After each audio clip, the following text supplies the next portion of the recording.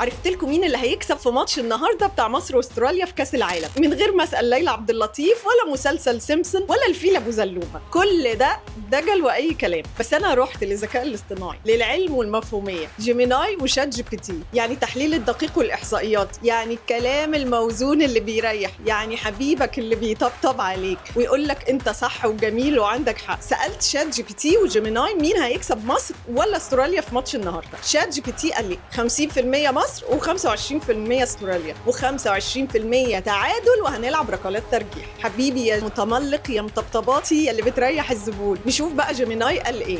35% مصر، 35% استراليا و30% تعادل وهنلعب ركلات ترجيح. فاشل فاشل فاشل يا جيميناي ومش عجبني. بس نقدر نقول ان حتى الاي اي متفق ان مصر اقرب للفوز. ايوه فعلا فريق استراليا هجمه واقصر واحد فيهم طوله 190 سنتي وربنا مديهم صحه صحه صحه، واحنا فريقنا غلبان ومسكين ومصاب. بس احنا عندنا صلاح وتريزيجيه ومرموش واوفا و120 مليون مصري بيقولوا يا رب نكسب يا رب. انا مع حبيبي شات جي بي تي اللي بيطري الكلام وبيهونها علينا ويقول لنا ان مصر هتكسب. انا قاعده للماتشات ومستنيه السقطه واللقطه وهجيبها لكم.